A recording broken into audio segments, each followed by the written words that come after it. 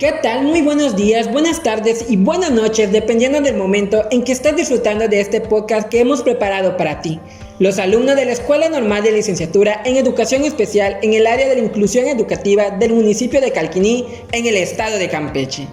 Mi nombre es Alfonso Camas y le doy nuevamente la bienvenida a este espacio informativo y de reflexión en el que hoy vamos a tratar un tema muy interesante y de mucha importancia para la comunidad educativa que trata de llevar una educación de calidad inclusiva, pero que por ciertos motivos no se implementa en su totalidad. Antes de comenzar, quiero presentarle a las personas que me acompañan el día de hoy. Mariel Canto y Emiliano Balán, alumnos de la Escuela Normal de Licenciatura en Educación Especial, en que escucharemos su respuesta de las preguntas que les tengo preparado acerca del tema a tratar, la cual es la asesoría y el acompañamiento en la escuela inclusiva.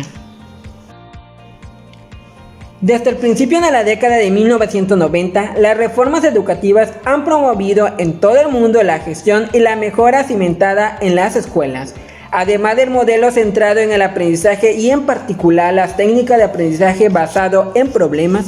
Sin embargo, se ha identificado que existen pocas investigaciones en México respecto a la manera en que los profesores intentan poner en práctica las innovaciones en sus aulas y contextos educativos específicos. Con base en estas condiciones estructurales de la innovación en el nivel básico de la educación en México, durante las últimas décadas, el aporte de este artículo es mostrar que es posible iniciar un acompañamiento mediante un proceso de investigación, acción participativa de largo plazo, con un programa que atienda a un sector vulnerable de la población y que permite el diálogo entre autoridades, docentes e investigadores, de modo que con el tiempo se pueda promover la reflexión crítica sobre los fundamentos y el origen de los modelos educativos propuestos por autoridades educativas, fomentar la participación de los docentes en la construcción de un currículum que tome en cuenta sus saberes y experiencias anteriores, documentar las estrategias de los profesores que no corresponden con los modelos, pero que han sido funcionales en su contexto. Vamos a dar inicio con la primera pregunta. ¿Qué es la asesoría en educación inclusiva para ti, Mariel? Bueno, la asesoría debe ser entendida como una serie de sugerencias, ilustraciones o como un proceso de asistencia dirigido hacia el personal directivo de las instituciones, con la finalidad de corregir posibles fallas y de esta manera mejorar la educación. Correcto, muy bien. ¿Y para ti, Emiliano? Bueno, la asesoría para mí es dar asistencia, apoyo, más que nada a través de las distintas sugerencias y opiniones que le vamos a dar a los actores educativos, siempre y cuando buscando la mejora de la institución, reduciendo esas problemáticas que se encuentran en esas instituciones.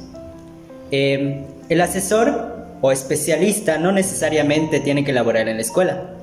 Se inicia acordando las estrategias y cuáles son los papeles que jugarán estos docentes sobre este proceso que se llevará a cabo y que se desarrolla en los 4 ámbitos: en el centro, aula, alumnado y la familia. Correcto, muy bien. Igual investigué acerca de esta pregunta y me apareció lo siguiente. El objetivo de la asesoría es evaluar las condiciones actuales de la comunidad educativa, identificando tanto facilitadores como barreras que limitan o favorecen el proceso de inclusión escolar en relación a las 3 dimensiones: accesibilidad física, académica y social. Pasamos a la segunda pregunta, que es ¿qué es el acompañamiento? Para ti, Emiliano, ¿qué es el acompañamiento? Bueno, yo lo entiendo como un proceso más que nada para asesorar a los docentes, para la mejora de la calidad de sus prácticas pedagógicas y para la gestión en sus propios centros. Los guiaremos a través de su propia experiencia en función de lograr mayores niveles de rendimiento. De igual forma, a través de las acciones que realizan en el aula de clases y se da un seguimiento al avance de los niveles de desempeño a los logros establecidos. Correcto. Para ti, Mariel, ¿qué es el acompañamiento? Bueno, el acompañamiento pedagógico debe ser entendido como la revisión y la innovación, valga la redundancia, de la práctica pedagógica y que de esta manera sirva para mejorar la calidad del servicio educativo y así poder crear docentes líderes de cambio y de innovación con la finalidad de mejorar los aprendizajes de los estudiantes. Correcto, muy bien. Pues ¿Qué es el acompañamiento? Pues hay que decirle a todos los que nos escuchan precisamente que pues obviamente nosotros lo estamos manejando en un ámbito pedagógico.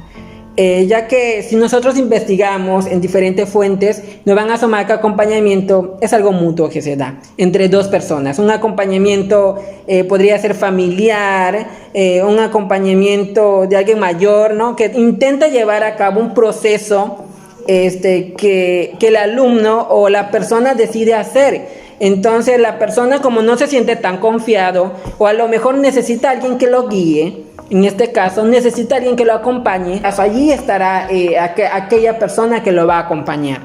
Y por lo tanto, en diferentes fuentes podría asomar la siguiente definición, que se entiende por acompañar al estar con el otro, apoyándolo con amor, respeto en el encuentro consigo mismo.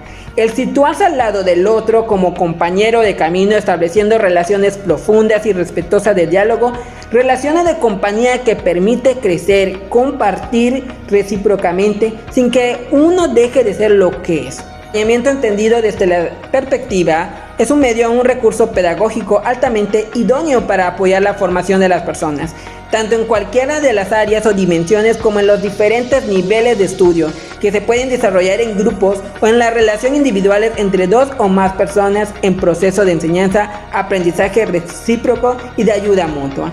Más adelante platicaremos más con profundidad acerca de estas preguntas, pero vamos a pasar a la tercera, que es cómo se vincula la asesoría y el acompañamiento con la función del docente de inclusión educativa. Escuchamos tu respuesta, Mariel.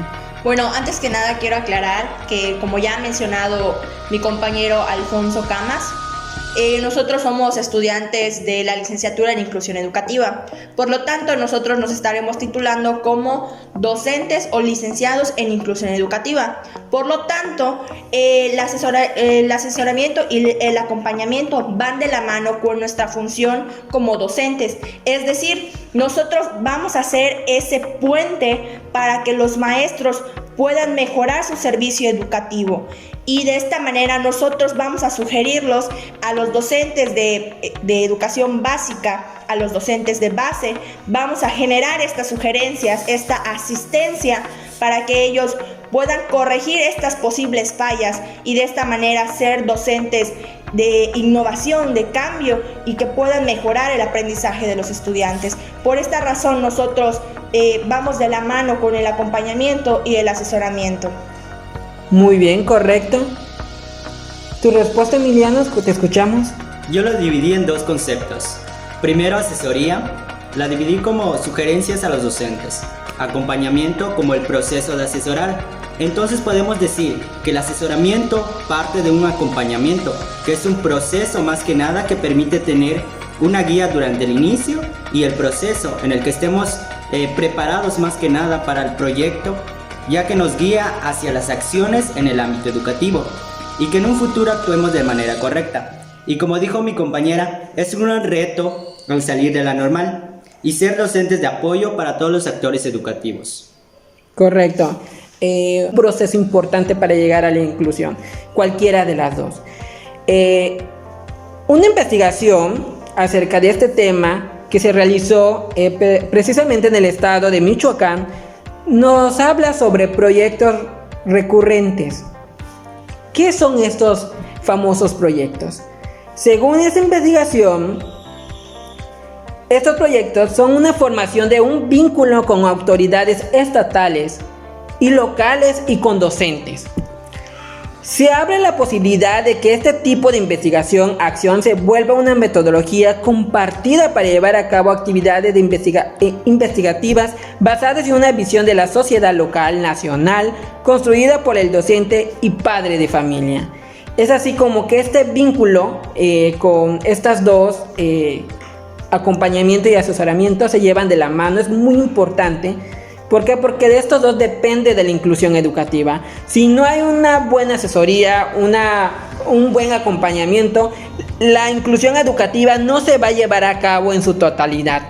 ¿Por qué? Porque estos dos son fundamentales, como la han pronunciado mis dos compañeros y como la que he dicho mi respuesta acerca de esta pregunta y sobre lo que he sacado de esta investigación, ¿no? que lo hicieron en el estado de Michoacán, que para generar una inclusión. Ellos trabajaron tanto en los gobiernos estatales, también los nacionales, pero también en lo local.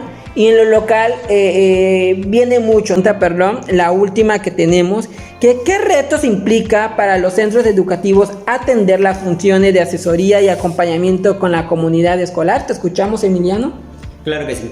Bueno, en esta pregunta, más que nada, antes de explicar o de tomar algunos puntos sobre los retos, quiero decir que es una responsabilidad conjunta de los docentes, de todos los docentes en especial. Que es un reto para el sistema educativo y para la sociedad. Y se ha hablado mucho sobre el tema de inclusión educativa en estos últimos años. Y sabemos que existen inquietudes y quejas por parte de los docentes, pero yo creo que es falta de información o por ejemplificar cuáles son sus responsabilidades en el proceso de inclusión. Bueno, yo creo que uno de los retos es que los docentes tengan una mentalidad y un pensamiento cerrado en creer que sus alumnos no pueden aprender y no aceptar sus opiniones. La falta de información, de igual forma las estrategias, conocer de manera variada las diversas que existen para poder atender a estos alumnos. Que la escuela dé un pequeño paso hacia la inclusión para garantizar el acceso a los alumnos. En este caso podemos hablar de la infraestructura y más que nada una buena comunicación ante todo. Correcto, muy bien. ¿Te escuchamos, Mariel?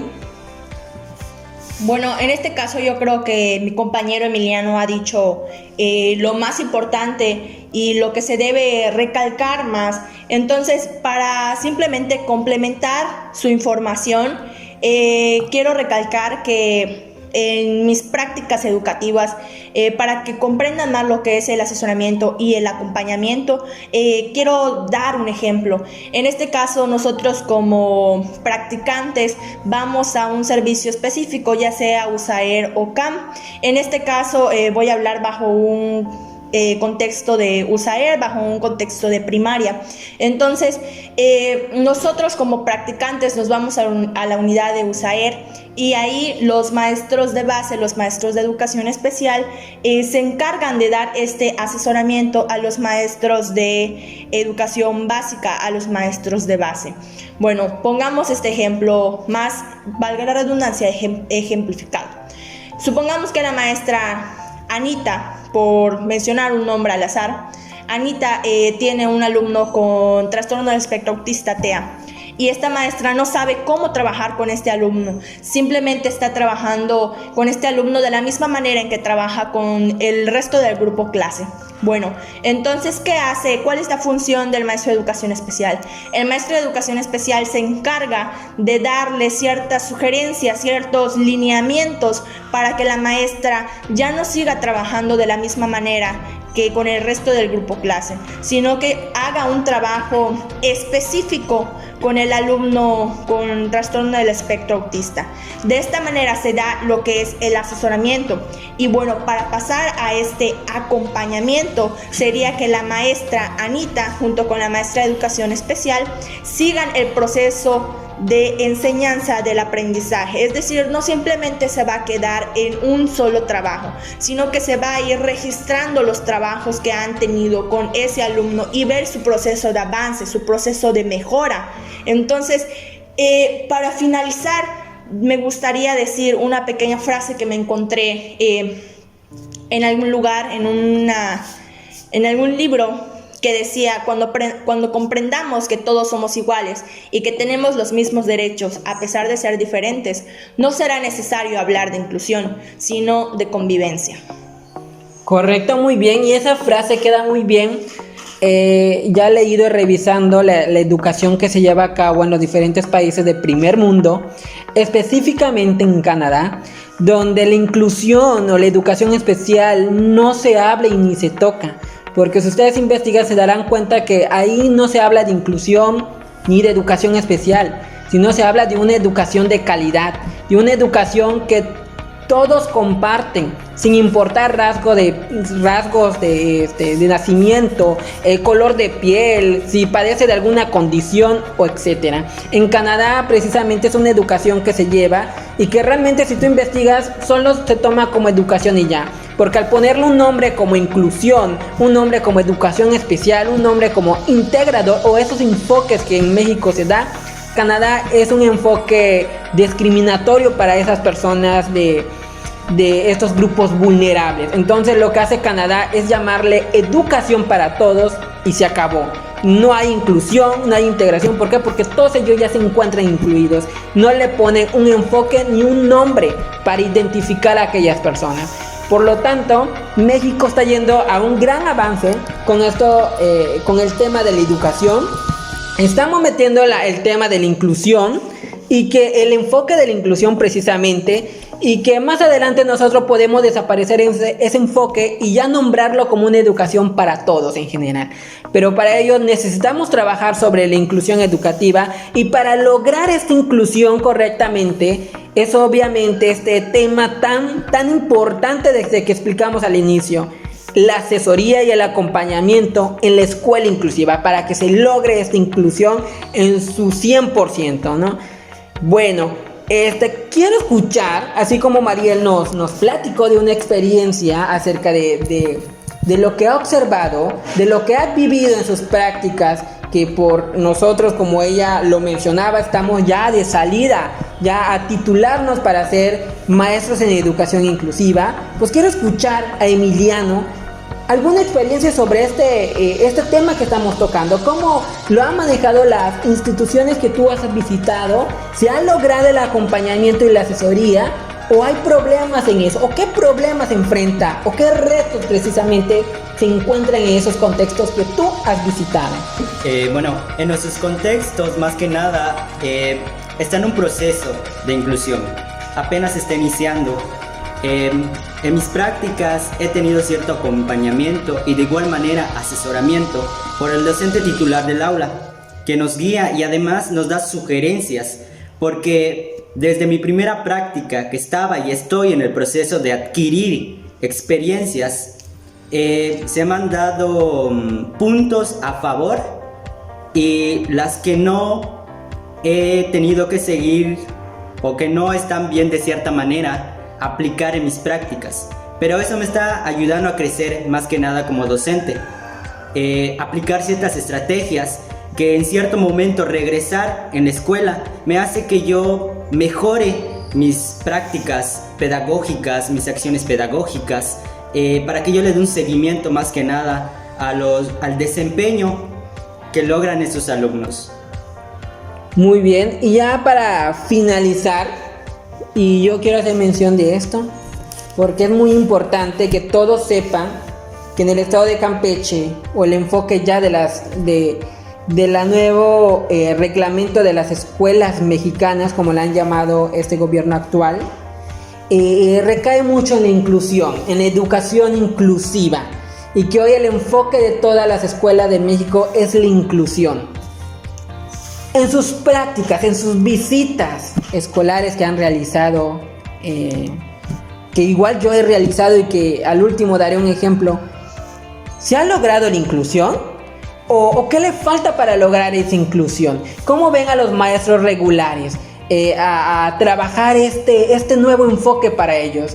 Si llevan más de 40, 50 años o 20 años trabajando con el enfoque de la integración, y que hoy viene un nuevo enfoque que tiene por nombre la inclusión educativa. ¿Cómo lo están trabajando? ¿Se está logrando correctamente? ¿Estamos yendo en el camino correctamente? ¿O hay algo que nos estamos saltando que no se puede lograr? Empezamos contigo, María. Bueno, quiero aclarar que, como ya han mencionado mis compañeros, efectivamente estamos en un proceso de inclusión.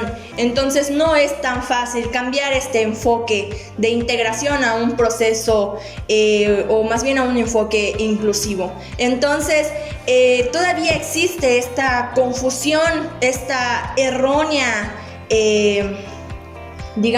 concepción de lo que es la inclusión.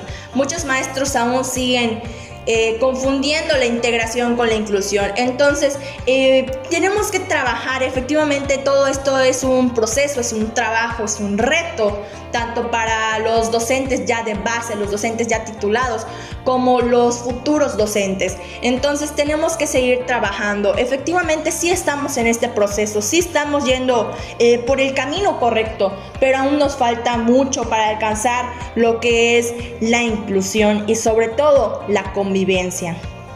Muy bien, muchos de los puntos y palabras tan acertadas para esta pregunta que les hice. ¿Te escuchamos a ti, Emiliano? Bueno, sabemos que la inclusión no se dará en un mes, en unas semanas, en unos años, sino que esto es un proceso que lleva un largo tiempo para que se aplique.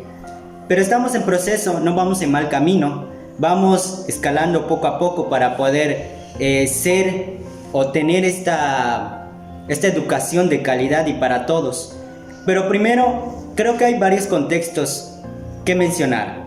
Está la familia, está la escuela, está entre otras cosas.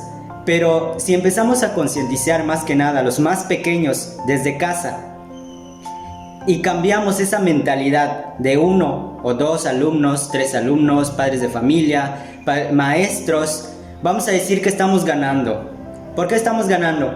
Porque estas personitas la van a transmitir a otras y de esta manera nos vamos a dar cuenta si estamos en lo correcto o estamos en el proceso para decir estoy mal, vamos a corregir aquí para poder iniciar y poder escalar en esta educación que es un reto y gran reto para nosotros al salir de la normal. Correcto, muy bien, escuchando que son retos, claro que es un reto muy importante que nosotros como la nueva generación de esta educación especial que estamos llevando este tema o este enfoque de la inclusión educativa. Ya para terminar, yo quiero hacer mención igual acerca de esta gran pregunta y correctamente estamos yendo en el camino correcto. De que nos falta mucho, nos falta demasiado para alcanzar una educación de calidad y sobre todo inclusiva. Muchos de los retos son docentes que se acostumbran a trabajar a un enfoque y que, como decía nuestra compañera, confunden el enfoque o relacionan el enfoque con la inclusión, con la integración. Entonces, aquí hay que ver realmente qué es la inclusión y qué es la integración para llevar a cabo el trabajo correctamente.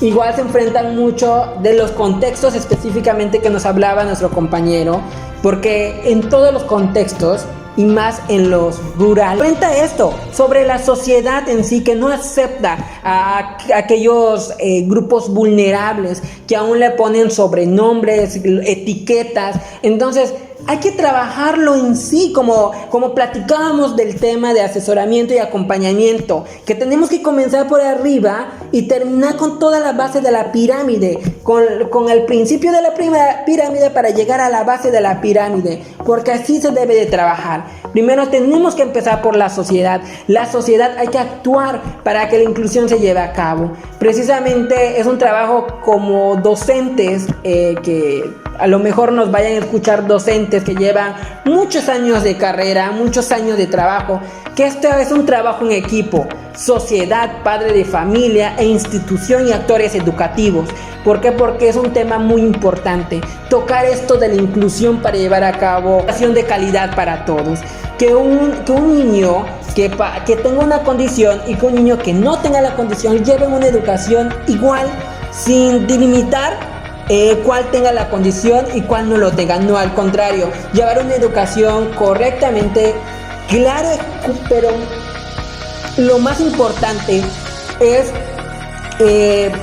brindarle todas las herramientas necesarias por la condición que padece. ¿Por qué? Porque si no podemos enseñar igual a un niño que no tenga una condición con el que sí lo tenga, entonces tenemos que adecuarnos correctamente para llevar esto a cabo y para llevar a cabo la inclusión y para que este niño reciba realmente la educación que se merece, el aprendizaje sea significativo y se lleve realmente el conocimiento necesario a donde tenga que ir, ¿no? Y seguir escalando los niveles educativos. Realmente estoy muy contento con esta charla y con esta plática con mis dos compañeros y hemos llegado al final. de este podcast realizado por los alumnos de la Escuela Normal de Licenciatura en Educación Especial de Calquini, en el estado de Campeche. Agradecemos la presencia de Mariel Canto y de Emiliano Balán. Muchísimas gracias a todos por escucharnos y hasta la próxima.